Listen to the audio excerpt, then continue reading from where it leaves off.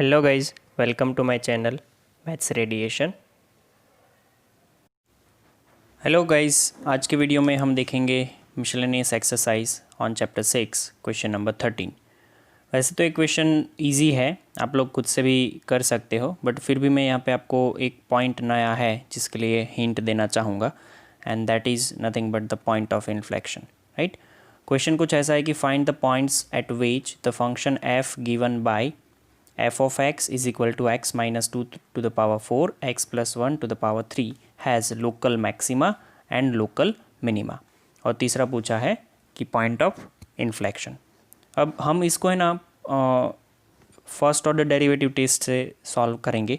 तो सबसे पहले I have f of x is equal to x minus 2 to the power 4 into x plus 1 to the power 3। अगर मुझे f dash x find करना है तो मल्टीप्लिकेशन रूल के हिसाब से पहला का डेरिवेशन ऐसा होगा x माइनस 2, 4 आगे x माइनस 2 की पावर 3 हो जाएगी, और x माइनस 2 का डेरिवेशन हो जाता है 1, तो वो नहीं लिखेंगे, और x प्लस 1 जो है वो एज इट इज़।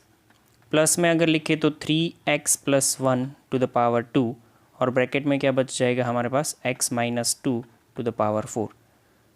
कॉमन निकाले अगर तो x माइनस 2 की पावर 3 और x प्लस 1 की पावर 2 इतना कॉमन निकलेगा। अंदर जो बचेगा वो यहाँ पे हम लिख देते हैं, ये 4 बचेगा और x प्लस 1 की पावर 1 मतलब 4x प्लस 1 प्लस 3, यहाँ पे क्या बचेगा हमारे पास x माइनस 2।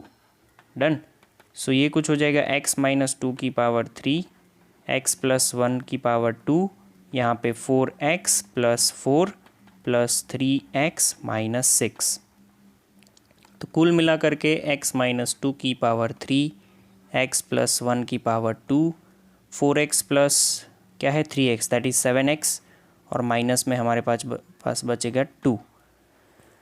तो 3 ब्रैकेट आ गए हैं f डैश x के, और तीनों ब्रैकेट से हमें 3 क्रिटिकल पॉइंट मिलेंगे। मतलब if we write f dash x is equal to 0 then x minus 2 cube x plus 1 square 7x minus 2 is equal to 0। That will give you x is equal to 2 और x is equal to minus 1 और x is equal to minus 2/7 plus 2/7। ठीक है, अब तीनों point पे हमें ये decide करना है कि हमारा फंक्शन इंक्रीजिंग है, डिक्रीजिंग है, सॉरी लोकल मैक्सिमा है, लोकल मिनिमा है, और कौन से पॉइंट पे ये पॉइंट, कौन सा पॉइंट जो है पॉइंट ऑफ इन्फ्लेक्शन है। अगर मुझे फर्स्ट ऑर्डर डेरिवेशन से चेक करना है तो उसकी कंडीशन ये होती है कि f डैश x जो है 3 पॉइंट है, मैं यहाँ पे आपको लिख के दिखा देता हूँ। तो मेरे पास 3 पॉइंट है। सबसे पहला पॉइंट जो है वो -1 है, फिर आएगा 2, और फिर आएगा सॉरी उसके बाद आएगा 2/7, और उसके बाद आएगा 2। तीनों पॉइंट से अगर मैं देखूँ तो मुझे तो f डैश x की साइन देखनी है, कौन से पॉइंट पे कैसी होगी। ठीक है, देखो तो सबसे पहले हम ये देखेंगे कि पॉइंट पहले लिख लेते हैं कि for x is equal to -1। देखो 2 पॉइंट होते हैं यहाँ पे कि x की या तो x when x is less than -1 and when x is greater than -1, मतलब कि इसकी लेफ़्ट साइड और राइट साइड, इसकी लेफ़्ट साइड और राइट साइड आपको f डैश x की साइन डिसाइड करनी होती है। तो मैं आपको एक चीज़ समझा दूँ कि अगर मेरे पास ये f डैश x होता, देख लो ये अगर f डैश x है मेरा, तो मैं यहाँ पे अगर प्लस माइनस प्लस की साइन लगाते जाऊँ तो ये 2/7 वाली अगर ये पॉजिटिव है तो ये मेरा हो जाएगा नेगेटिव, नेगेटिव नहीं बचेगा, हाँ नेगेटिव, क्योंकि उसकी पावर ऑड है तो ये नेगेटिव हो जाएगा। फिर 2/7 वाली जो है उसका क्यूब पावर भी 1 है तो ये पॉजिटिव हो जाएगा। फिर जैसे ही इस साइड आऊँगा -1 की साइड तो पॉजिटिव रहेगा। तो आपको ये देखना है कि कौन से पॉइंट पे कैसा है। अब देखो जब x इज़ लेस देन -1 की लेफ़्ट साइड है तो f डैश x की साइन कैसी रहेगी, आप देख के बता सकते हो कि f डैश x की साइन पॉजिटिव है। जैसे ही आप -1 की राइट साइड आ गए तब भी आपकी f डैश x की साइन क्या है, लेस देन 0 है। मतलब अरे सॉरी लेस देन कहाँ, ग्रेटर देन 0 ही है। मतलब कि यहाँ से एक कंक्लूज़न ये निकलता है कि f dash x does not change its sign, ये एफ डैश एक्स जो है उसकी साइन चेंज नहीं हो रही है, दैट्स वाई ये जो x इज इक्वल टू -1 है is the point of inflection, right. अब आपको ये पता चल गया होगा कि पॉइंट ऑफ इन्फ्लेक्शन क्या होता था कि जहाँ पे साइन चेंज नहीं होती थी, right. Local maxima local minima के बारे में तो मैं आपको अभी बता दूंगा। मान लो कि हम दूसरे पॉइंट के लिए लिख रहे हैं कि for x is equal to 2/7, ये फर्स्ट ऑर्डर डेरिवेटिव टेस्ट से हमने किया है, सेकेंड ऑर्डर से भी आप कर सकते हो। इसमें क्या होता है, इसके लिए भी आप क्या देखोगे, number line x is equal to 2/7। देखो x इज इक्वल टू 2/7 के लिए ये पॉजिटिव है, फिर ये नेगेटिव है। मतलब कि अगर यहाँ पे मैं आपको दो केस दिखाऊं कि अगर मैं 2/7 की लेफ़्ट साइड देखता हूँ या मैं 2/7 की राइट साइड देखता हूँ, तो हमें क्या मिल रहा है, यहाँ से लेफ़्ट साइड पे एफ डैश एक्स की वैल्यू क्या है, ग्रेटर देन 0, और राइट साइड पे एफ डैश एक्स की वैल्यू क्या है, लेस देन 0। दैट मीन्स यहाँ से एक कंक्लूज़न निकलता है ये कि एफ डैश एक्स जो है वो उसकी sign changes its sign from positive to negative. तो जब पॉजिटिव से नेगेटिव एफ डैश एक्स की साइन चेंज होती है तो दैट मीन्स कि by the first order derivative test, by first order derivative test हम क्या बता सकते हैं कि x इज इक्वल टू 2/7 पहले इंक्रीज होके डिक्रीज हो रहा है। दैट मीन्स कि this is the point of local maxima, right. आपको पता है कि ये इंक्रीज होके डिक्रीज हो रहा है, पहले आपका स्लोप जो है वो पॉजिटिव आया, फिर आपका स्लोप जो है वो नेगेटिव आया। दैट मीन्स ये जो पॉइंट होता है that is point of local maxima. Done, okay. Easy है, वैसे कुछ डिफ़िकल्ट नहीं है इसमें। लास्ट है हमारे पास x इज इक्वल टू, कौन सा पॉइंट बचा है, देख लेते हैं। Number line x is equal to 2 बचा है, तो x इज इक्वल टू 2 पे हम ट्राई करते हैं दो कंडीशन। दैट मीन्स उसकी लेफ़्ट साइड और राइट साइड दोनों साइड आपको देखनी है। तो जब मैं x से छोटा मतलब 2 से छोटा मतलब उसकी लेफ़्ट साइड अगर देखता हूँ तो मेरा एफ डैश एक्स जो है वो लेस देन 0 है। यहाँ पे मेरा एफ डैश एक्स क्या है, ग्रेटर देन 0 है। तो इससे ये पता चलता है कि f dash x changes its sign from negative to positive. So by the first order derivative test,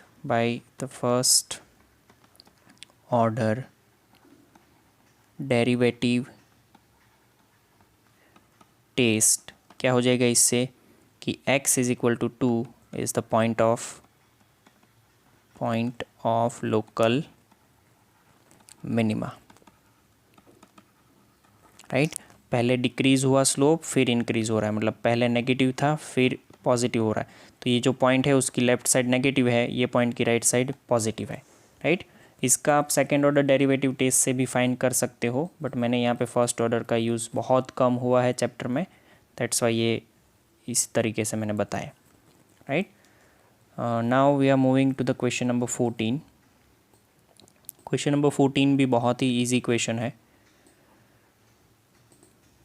find the absolute maxima and find the absolute maximum and minimum values of the function f given by करके cos square x plus sine x दिया है, x belongs to 0 to pi दिया है। अब इसकी तो मैं बिल्कुल हिंट ही आपको दूंगा, क्योंकि एफ डैश एक्स आप जो भी फाइंड करोगे उसको इक्वेट कर दो 0 से, वहाँ से आपको दो क्रिटिकल पॉइंट मिलेंगे, दो मिलेगा या एक मिलेगा पता नहीं, क्रिटिकल पॉइंट, राइट। मान लो कि जो भी क्रिटिकल पॉइंट है ए एंड बी मिला, दो मिला है आपको, तो एब्सोल्यूट मैक्सिमम और एब्सोल्यूट मिनिमम कैसे फाइंड करते हैं, पहले एफ ऑफ 0 फाइंड करो, फिर एफ ऑफ ए फाइंड करो, फिर एफ ऑफ पाई फाइंड करो and f of b find करो, ठीक है। ये 4 वैल्यू जो है वो आपको फाइंड करनी है। उसमें से जो मैक्सिमम लगे आपको 4 में से, वो चारों की 4 वैल्यू में से जो मैक्सिमम मतलब सबसे ग्रेटेस्ट वैल्यू है that is your absolute maximum. जो सबसे कम है that is your absolute minimum. ठीक है, okay, so do it by yourself. Now we are going to discuss question number 15। वैसे ये क्वेश्चन जो है वो एक्सरसाइज हमने जो इसके आगे की 6.5 करी है उसमें डिस्कस हो गया है, इसी टाइप का क्वेश्चन, बट मैं तो यही बोलूँगा कि ये क्वेश्चन का थोड़ा हिस्सा भी उसमें आ गया है। कोई बात नहीं, बट फिर भी हम यहाँ पे ट्राई कर लेते हैं। Show that the altitude of the right circular cone of maximum volume, कौन का वॉल्यूम हमें मैक्सिमम बनाना है, इतना पता चल गया। That can be inscribed in a sphere of the radius R, sphere की रेडियस क्या दी है आर, दैट इज़ फिक्स्ड, ये फिक्स्ड होगा।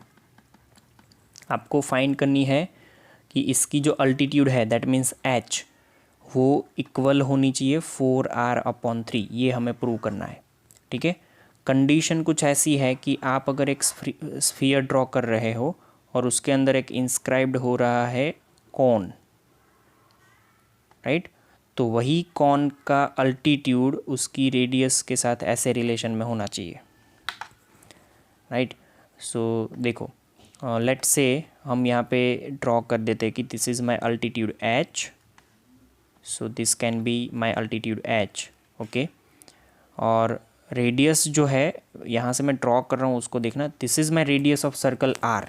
आप लोग समझ गए होंगे कि ये रेडियस सर्कल की है, ठीक है, क्योंकि मैंने उसको पेरीमीटर के साथ ज्वाइन कर दिया। This is A, this is O, B, C and this can be point M, right, okay, यहाँ तक क्लियर हो गया। अब दूसरा जो मैं बता रहा हूँ वो ध्यान से समझना कि हमारे पास यहाँ पे राइट एंगल होता है, वो आप सबको पता है, ठीक है। दूसरी चीज़ ये है कि हम फिगर से ही लिखते चलते, चलो, let height of the altitude of the cone be h, right, ये कौन जो है उसका अल्टीट्यूड क्या है h है, and radius be capital R. क्योंकि कैपिटल आर इसका लेना पड़ेगा हमें, रीज़न ये है कि ये मेरा, चलो मैंने ये आर ले लिया क्योंकि स्मॉल आर जो है वो स्फीयर का रेडियस है, ठीक है। R be the radius of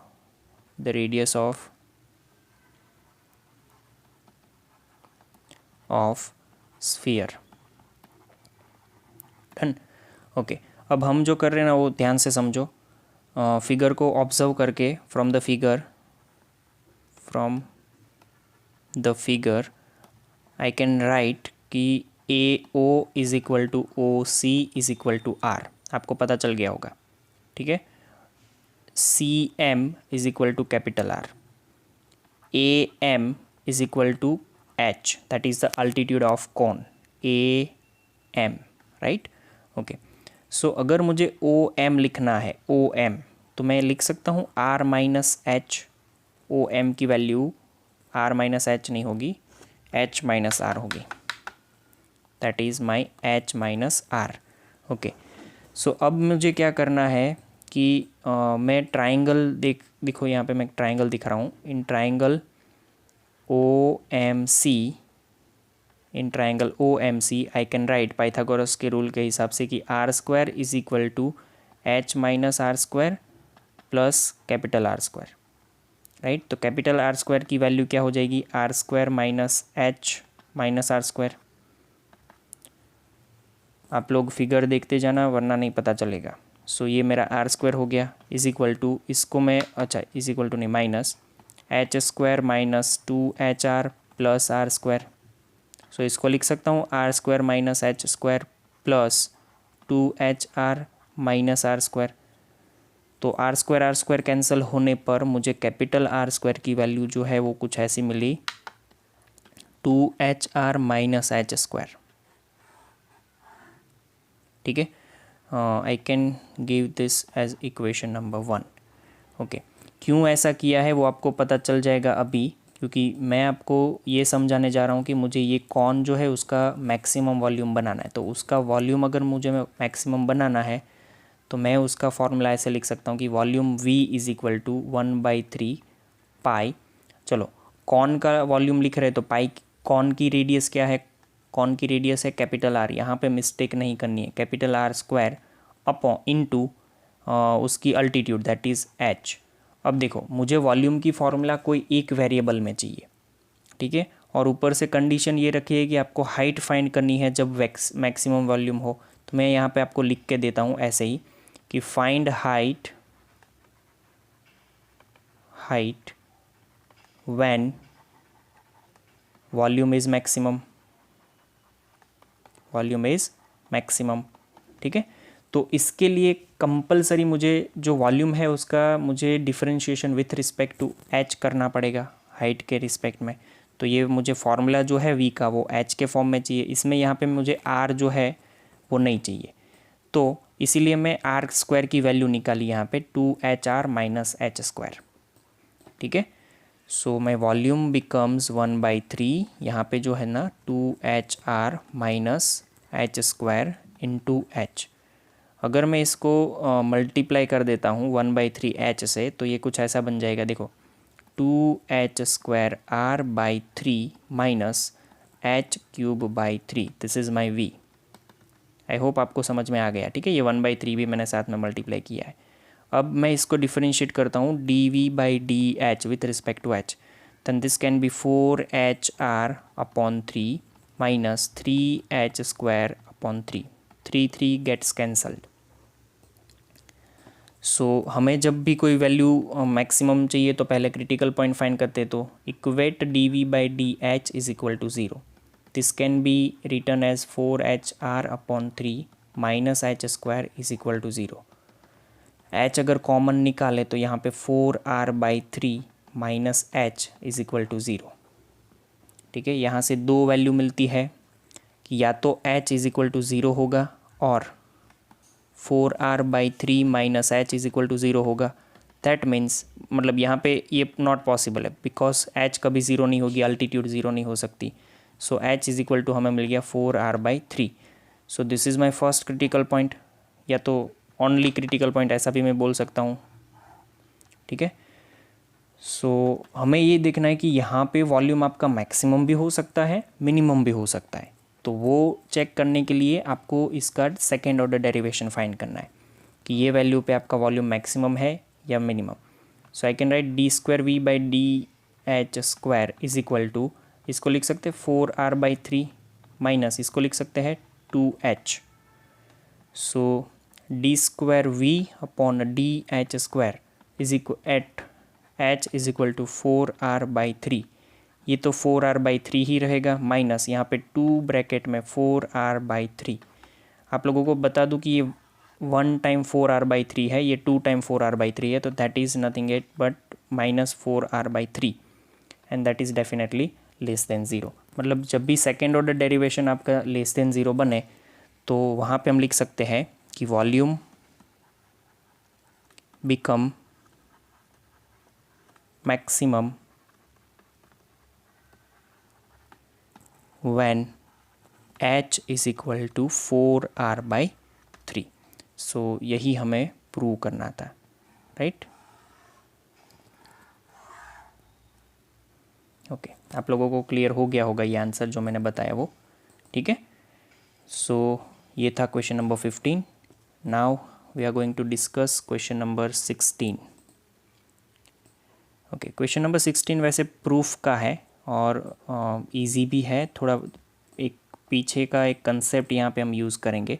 देखो, let f be a function defined on a, b close interval such that f'(x) is greater than 0 for all the values of x belongs to a, b, then prove that f is increasing function on a, b। ठीक है, अगर यहाँ पे हम ऐसा लिखें कि f is defined on a, b, तो इससे हमें क्या पता चलता है कि यहाँ पे f'(x) अगर जो है f'(x) जो है is also defined बिकॉज यहाँ पे दिया है कि एफ डैश एक्स जो है वो ग्रेटर देन ज़ीरो है, ठीक है। तो मैं यहाँ पे आपको बोल देता हूँ कि एक कोई value for C belongs to A comma B, A comma B में कोई वैल्यू है सी, तो इसके लिए by the mean value theorem हम क्या लिख सकते हैं वो बताओ मुझे, कि f dash C is equal to f of x. Okay, एक मिनट पहले है ना, इसका इंटरवल हम थोड़ा चेंज करके लिखते हैं। तो मीन वैल्यू थियरम अगर लिखना है आपको, तो मैं यहाँ पे आपको ये बता रहा हूँ कि मेरा C belongs to A comma B है, ऐसा समझ लो। चलो मैं क्या बता रहा हूँ आपको कि सी बिलोंग्स टू, लेट ऐसा कर लो कि x1 comma x2 belongs to A comma B. x1 and x2 दो पॉइंट ऐसे है ए कॉमा बी में है। ऊपर से मैंने ये भी बोल दिया आपको कि x2 is greater than x1। आपको पता है कि अगर मुझे कोई फंक्शन इंक्रीजिंग प्रूव करना है, तो जब x2 ग्रेटर देन x1 हो तो मुझे ये प्रूव करना पड़ेगा कि f of x2 is also greater then f of x1। ये मुझे प्रूव करना है, टू प्रूव है ये, ठीक है। तो ये प्रूव करने के लिए मैं क्या बता रहा हूँ आपको कि जब भी ऐसा कोई इंटरवल है और उसमें एक फंक्शन आपको ऐसा दिया है कि जो डिफाइंड है, तो उसके लिए by the mean value theorem हम क्या लिख सकते हैं कि कोई सी पॉइंट ऐसा होगा जिसे मैं लिख सकता हूँ f dash C is equal to f of x two minus f of x one upon x two minus x one, ठीक है। सो यहाँ से ऐसा हो गया कि एफ डैश सी यहाँ पे लिख सकता हूँ मैं x two minus x one is equal to f dash x two minus f dash x one. अब आपको एक चीज़ मुझे बतानी है कि इसमें we know that f of x is f dash x is greater than zero, that implies f dash C is also greater than zero. समझ पा रहे हो? एफ डैश एक्स अगर आपका ग्रेटर देन ज़ीरो है तो उसमें सी की वैल्यू डाल दो, वो भी ग्रेटर देन ज़ीरो हो जाएगा। अब x2 is greater than x1 है, तो x2 minus x1 is also greater than zero. समझ पा रहे हो आप यहाँ पे जो समझाया मैंने? तो मुझे ये डिसाइड करना कि अगर ये पॉजिटिव है और ये भी पॉजिटिव है तो ये मेरा नंबर पॉजिटिव ही होगा। तो यहाँ से मैं क्या लिख सकता हूँ कि I can write f of x2 minus f of x1 is also greater than 0. That means कि f of x2 greater than f of x1। हमने स्टार्ट किया था तो अज्यूम किया था कि we have x2 greater than x1 and we proved that f of x2 greater than f of x1. That means f is increasing on a comma b, ठीक है। तो ये ऐसे हमें प्रूव करना है। ओके, आई होप आपको ये क्वेश्चन सारे समझ में आ गए हैं। नहीं समझ आए तो दूसरी बार वीडियो को रिपीट करो, अच्छे से देखो। मीन वैल्यू थ्योरम क्या है वो आगे के वीडियो में समझाया गया है, उसको देखो और सारे ही कंसेप्ट क्लियर कर लो, ठीक है। थैंक यू, यहाँ तक रखते। आपका होमवर्क मैं बोल देता हूँ पहले। होमवर्क में ये क्वेश्चन जो है 13 to 16 you have to write and send it to the link, ठीक है। Okay, thank you. तो गाइज थैंक यू।